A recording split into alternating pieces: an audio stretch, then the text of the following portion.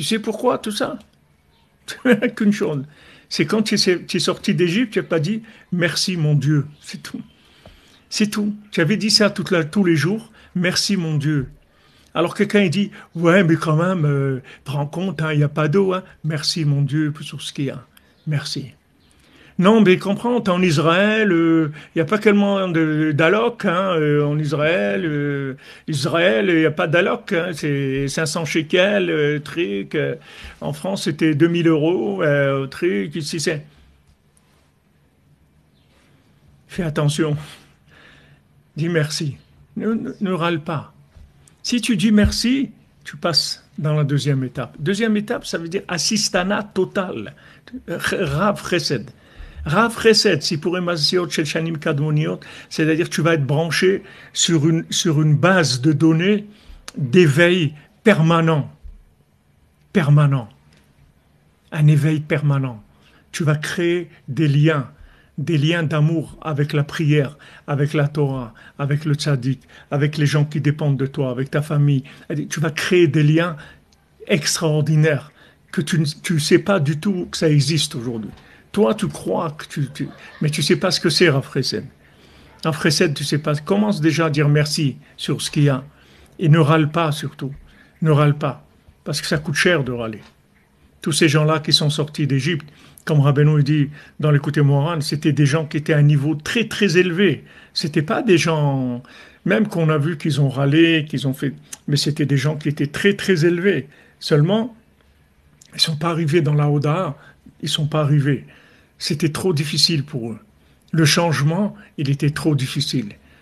Il y a des gens qui font tchouva, qui viennent en Eretz Israël et tout, mais ils râlent. Ils râlent parce que, en fait,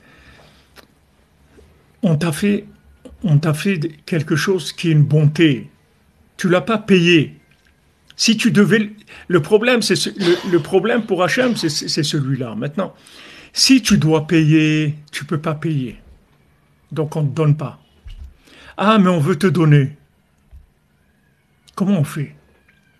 Si on te dit paye, t'as pas les moyens. Alors on va te donner gratuit, Chesed. Le problème, c'est que quand on te donne gratuit, tu râles. Tu râles sur ce que tu as pas. Pourquoi? Parce que tu n'es pas au niveau de recevoir ce recède-là. Tu n'es pas au niveau. Si tu étais vraiment quelqu'un qui était au niveau de recevoir cette bonté-là, que tu savais que maintenant, tu n'as pas de quoi payer, et Hachem, il te l'a fait cadeau de quelque chose d'extraordinaire. Donc tu vas dire merci, tu vas remercier Hachem, tu vas raconter tous les miracles, comme dit Rav Nachman Tutchiner. Moi, je suis un miracle de Rabbeinu. Moi, voyez, moi, je suis un miracle de Rabbeinu. Il dit, mais raconte des miracles. Il dit, moi, tu vois, regarde-moi, c'est tout. Tu me regardes, je suis un miracle de Rabbeinu. Maintenant, si tu es conscient que tu es un miraculé, tu vas pas commencer à râler. Tu vas pas. Mais quand tu n'es pas conscient, il y a des gens qui disent, mais ne lui donne pas. Tu vois pas qu'il n'est pas conscient du bien que tu es en train de lui faire.